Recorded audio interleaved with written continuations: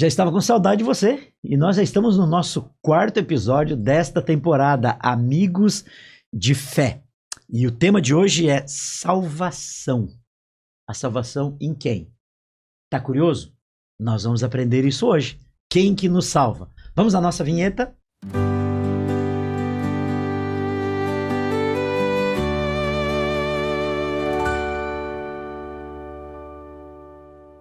Você já estava precisando de algo e um amigo, alguém te passou? Quem sabe dinheiro, um remédio, uma coisa assim, e você disse assim, nossa, você me salvou.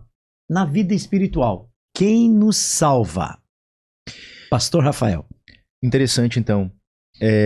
A Bíblia nos mostra um Salvador único, um Salvador completo e que nos oferece salvação e perdão. E nesse estudo a gente vai nos aprofundar de como nós podemos abraçar e receber esse dom maravilhoso de Deus. A pergunta número 1 fala isso, né? A número 1, então, para que nós possamos buscar esse Salvador, nós temos que entender a nossa condição. E a número 1 nos fala sobre isso, né? Qual é a situação de toda a humanidade?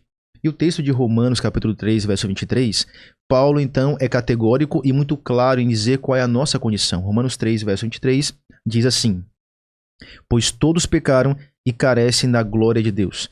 Então a alternativa correta aqui é a segunda, né? Ou a verdadeira é a segunda. Todos pecamos e precisamos de Deus nas nossas vidas. Há muitas filosofias que ensinam que o ser humano é naturalmente bom.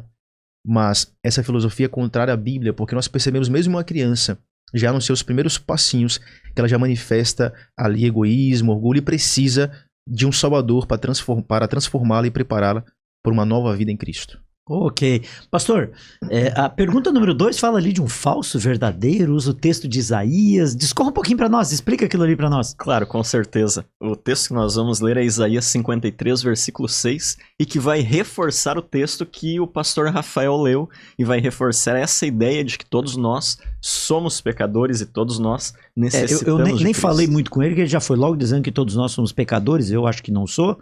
O Vitor ali também que tá gravando também acha que não é, então eu já toquei direto. Como já é que passou, é isso? Não, já passei isso. Mas aqui vai ter que voltar então. Os que não acham que são os maiores pecadores. Olha aí, ó. Tá complicado. Tá Deixa eu ficar no meu canto aqui, viu? Mas Isaías 53, versículo 6, vai nos dizer assim, todos nós andávamos desgarrados como ovelhas, cada um se desviava pelo caminho, mas o Senhor fez cair sobre ele a iniquidade de todos nós. Aqui o texto muito claramente vai afirmar que todos nós andamos pelo caminho errado. Não existe nenhuma pessoa que possa afirmar, não, mas eu não tenho problemas, eu não faço nada de errado. Segundo a Bíblia, tendo esse olhar bíblico, não existe nenhuma pessoa justa ou correta nos seus atos. Tá bom, vocês dois estão com um problema comigo, né? Um diz que todo mundo peca, o outro diz que todo mundo tá errado. Como é que a gente entende isso? A pergunta número 3 diz, o que o pecado nos oferece? E eu tenho uma pessoa que eu fui pastor dela um tempo atrás, há muitos anos atrás, e ela tinha uma dificuldade, de vez em quando ela caía num pecado e ela dizia assim, pastor, eu sei que é pecado, mas meu pecado é tão bom. Era uma pessoa muito simples, né, que falava dessa forma. O que o pecado oferece e o que Deus nos oferece? Isso pastor mesmo, Rafael. O número 3 aqui 3, isso. Nos pergunta, né, o que o pecado nos oferece e o que Deus nos oferece. E tem um texto bíblico de Paulo, né, que é Romanos capítulo 6, verso 23, que ele responde exatamente essa pergunta. Olha que interessante, então, Romanos capítulo 6, verso 23, diz assim, porque o salário do pecado é a morte, mas o dom gratuito de Deus é a vida eterna em Cristo Jesus, nosso Senhor. Algumas lições interessantes desse texto. Primeiro, como você comentou, pastor Leoni, o pecado, a primeiro momento, parece muito saboroso, parece que traz um bem-estar, uma felicidade. Sim. Mas a Bíblia revela, e nós percebemos isso ao longo da nossa vida, de que o pecado, de fato, ele nos agrada inicialmente, mas prepara a nossa jornada para a miséria, destruição, separação e, por fim, morte. E Deus oferece o dom gratuito. Mas veja que interessante esse texto, que ao falar da salvação, diz que isso é um dom de Deus. Mas ao falar da morte, diz que é um salário. Salário porque nós merecemos, somos pecadores. E se vivermos esta vida de pecado, nós, por merecimento, iremos ser condenados à morte eterna. Então, a resposta aqui à nossa pergunta número 3 é a segunda. Na verdade, a primeira é falsa e a segunda é verdadeira. O pecado oferece morte como recompensa, enquanto Deus oferece uma vida plena e eterna em Cristo Jesus. Efésios afirma algo. o que Efésios afirma e o que é correto afirmar sobre Efésios. Tô até com medo de vocês dois, viu? Fica tranquilo, porque essa aqui é a melhor notícia que nós poderíamos vai ter, lá. pastor. Efésios 2:8 é um texto que nós sempre precisamos ler quando vamos falar sobre salvação. Porque, é claro, vão surgir muitas dúvidas na nossa cabeça. Como nós somos salvos, por quem, como é que isso funciona. E Efésios 2:8 vai nos dizer então, porque pela graça sois salvos, mediante a fé, e isto não vem de vós, é dom de Deus. Aqui, o apóstolo Paulo fala algo que é extremamente importante. Nós somos salvos pela graça, não é porque nós merecemos. É um dom de Deus, é um presente que Ele nos dá. Nós não somos merecedores da salvação, e a nossa resposta aqui, para assinalarmos a alternativa correta, a salvação é um dom de Deus que nos é dado pela graça e que recebemos pela fé em Cristo Jesus. Gosto muito daquele texto que diz: o salário do pecado é a morte, mas o dom gratuito, ou seja, de graça, é a vida eterna em Cristo Jesus. Glória a Deus. Mas, pastor Rafael, ele está dizendo que a salvação é de graça. Eu já estou colocando minhoca aqui entre vocês dois, viu? Ele diz que a salvação é de graça. Mas por que eu, quando eu vou para a igreja, quando eu passo a estudar a Bíblia, tem algumas coisas que eu faço e outras eu não faço aquilo para me salvar? Isso, né? A gente tem dificuldade de entender sobre as boas obras, né? Alguns acabam as praticando, tentando encontrar salvação por meio delas. Mas a Bíblia nos ajuda a entender o local adequado das boas obras. Então, no capítulo 64 de Isaías, no verso 6, tem um texto bem forte ali, ao falar daqueles que estão tentando alcançar a salvação por seus méritos. Olha o que o texto diz. E, inclusive, a resposta a essa pergunta é de completar. Eu já vou ler o versículo, então fique atento aí para que você possa completar a sua resposta aí. Diz assim, olha, mas todos nós somos como o imundo, e todas as nossas justiças como trapo da imundícia. Todos nós murchamos como a folha, e as nossas iniquidades como um vento nos arrebatam. Ou seja, esta ideia de tentar fazer coisas boas para merecer a salvação é uma ideia equivocada. É como se nós tentássemos nos arrumar por fora, mas por dentro continuasse podre. Deus quer nos transformar por completo. As boas obras devem ser, então, um resultado da caminhada cristã que eu tenho com Deus, de uma transformação completa e gradual que acontece. Tá, mas então, quando eu não bebo, quando eu não fumo, quando eu não adultero, como o tema anterior que a gente fez, eu não faço isso, que isso vai me salvar? Se eu estou fazendo estas coisas, tentando alcançar a salvação, eu estou forçando algo formal, algo não natural. Eu preciso entender que eu tenho que buscar a Deus para que Ele possa realizar uma transformação em minha mente e meu coração. Aí, ao obedecer, ao não fazer essas coisas, será então um resultado natural daqueles que estão sendo transformados por Cristo. Interessante, quando nós olhamos o texto, pastor Leonardo, o pastor Rafael começou dizendo que todos nós pecamos. Você disse que todos nós somos maus.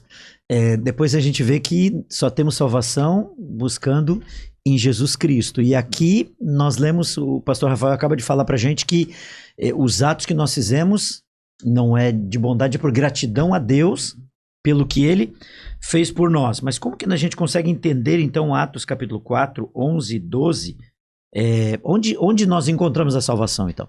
Perfeito, essa é, quem sabe, a pergunta mais importante de todo estudo, né? Sim, Aonde nós encontramos então salvação? Em Atos capítulo 4, o versículo 12 vai nos dizer algo que é extremamente importante. Ele está falando ali a respeito de Jesus e diz assim: não há salvação em nenhum outro, porque abaixo do céu não existe nenhum outro nome dado entre os homens pelo qual importa que sejamos salvos. A salvação, pastor Leonir, é única e exclusivamente através da pessoa de Cristo Jesus. E aí, a partir disso, algumas pessoas trazem algumas distorções. Sim. Um extremo é aquele que muitas vezes as pessoas acham que fazendo boas obras, obedecendo, fazendo tudo certo, a partir disso elas terão salvação. Uma salvação pelos nossos próprios atos. E esse é um grande erro.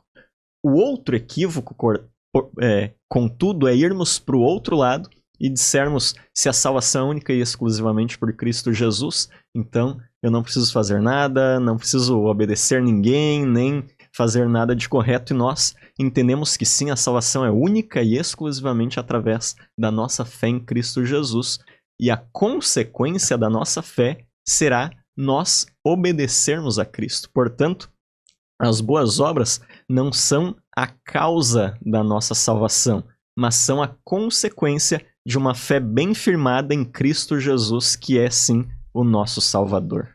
Essa pergunta número 7 ali, fala um pouquinho para nós dela, ô pastor Rafael. Isso mesmo. E aí, como eu posso, então, realizar essas boas obras? A número 7, que nos orienta a ler ali João capítulo 15, verso 1 a 5, que cristão se compara uma videira verdadeira e nos compara a ramos que devem estar ligados a essa videira, para que nós possamos, então, receber a vida que vem de Deus, então vivermos esta vida. Eu vou ler só o versículo 5, Sim. lá em João capítulo 15, versículo 5, já resume ali, diz assim, olha, versículo 5. Diz Cristo dizendo, eu sou a videira, vós os ramos. Quem permanece em mim e eu nele, esse dá muito fruto, porque sem mim nada podeis fazer. Então, nossa resposta da lição é a segunda, que é a verdadeira, que diz assim, eu só conseguirei realmente amar ao semelhante, ter um bom comportamento, cumprir determinadas regras e normas, se eu estiver ligado a Jesus, pois sem ele nada posso fazer. Então, esse é o segredo. Nós temos que termos esta missão muito clara em nossa mente. Eu preciso estar aos pés de Cristo, ir à igreja, orar, estudar a minha Bíblia, para que Deus então possa ter condições, permissão para transformar a minha mente e meu coração, e aí eu conseguirei, recebendo esta vida diariamente, vinda do céu, conseguirei viver algo semelhante ao que Cristo viveu nessa terra. Interessante. A pergunta número 8 fala que não basta a gente buscar Jesus, a gente precisa permanecer para termos a salvação? Precisamos Pastor Leonardo. permanecer unidos com ele. O texto que nós vamos ler é João capítulo 15, o versículo 7, que é uma continuação do texto que o pastor Rafael já leu anteriormente. E aqui Jesus vai dizer assim, se permanecerdes em mim e as minhas palavras permanecerem em vós, pedireis o que quiserdes e vos será feito. Esse texto é muito importante e nos lembra que nós precisamos permanecer ligados a Cristo Jesus. E a nossa pergunta aqui vai trazer alguns meios de nós permanecermos ligados. E nós precisamos ali marcar a alternativa correta e vai dar algumas sugestões. A primeira delas, orando constantemente, lendo e meditando na Bíblia, falando a outros do amor de Jesus. Isso é extremamente importante para permanecermos, mas assistindo aos cultos, relacionando tudo em sua vida com Deus, também, portanto, a nossa resposta, a mais correta, que é todas as alternativas, precisamos ter comunhão com Jesus a todo momento. Interessante, né? Eu não sei qual de vocês dois usou o exemplo. Num das respostas, nós estar ligado à videira. Não é isto? É o que é mais importante. Qual o desejo de Deus? É de nos salvar ou não? Pastor então, Rafael. para fechar esse estudo, né? Temos aqui as palavras de Deus diretas a nós. Qual o desejo dele para mim e para você que está nos assistindo, né? Veja só, 1 Timóteo, capítulo 2, verso 3 e 4, olha as palavras de Cristo como são belas para nós. Então, 1 Timóteo, capítulo 2, verso 3 diz assim, isto é bom e aceitável diante de Deus, nosso Salvador. Olha agora, o qual deseja que todos os homens sejam salvos e cheguem ao pleno conhecimento da verdade. Então, Deus, ele é longânimo, paciente, porque ele deseja que todos nós sejamos salvos. Deus, o Salmo 23, na sua leitura mais original, diz que Deus, ele nos persegue com sua bondade e misericórdia. Ele quer que nós abramos o coração para que ele possa nos alcançar e nos transformar. Esse é o desejo dele. Amém? Amém. Amigo, Deus quer salvar você e a sua família. Quando a gente fala de salvação, parece um pouco abstrato, não é? Salvar do quê? Salvar das batalhas desse mundo. Salvar das dificuldades que nós estamos aqui. Mas nós vamos ter um tema mais adiante que vai talvez esclarecer mais isso, é nos salvar deste mundo e nos levar para o céu. Que Deus esteja com você, que Deus esteja com a sua família e que a sua família possa ser salva desta vida difícil que todos nós vivemos, salvar deste mundo de dificuldades. Pastor Leonardo, ora para nós? Com certeza, oremos. Pai Santo, Pai querido, agradecemos a Ti porque, apesar de sermos pecadores e falhos, o Senhor não nos abandonou, mas enviou Teu Filho para morrer no nosso lugar. Agradecemos porque, através de Cristo Jesus, temos a salvação, Pai. Abençoe a cada um dos nossos amigos que estão nos ouvindo e estão querendo se aproximarem de Ti, que possamos estar sempre ligados à videira verdadeira. Pedimos no nome de Jesus. Amém. Amém. Amém. Estamos encerrando o nosso tema de hoje. Falamos sobre salvação. Mas salvar do quê? Da morte? esse. O próximo tema é a morte. O que acontece com a pessoa quando morre? Vai pro céu? Vai pro inferno? Vai pro purgatório? Para onde vai? Não perca o próximo episódio de Amigos de Fé no canal Olhar Bíblico.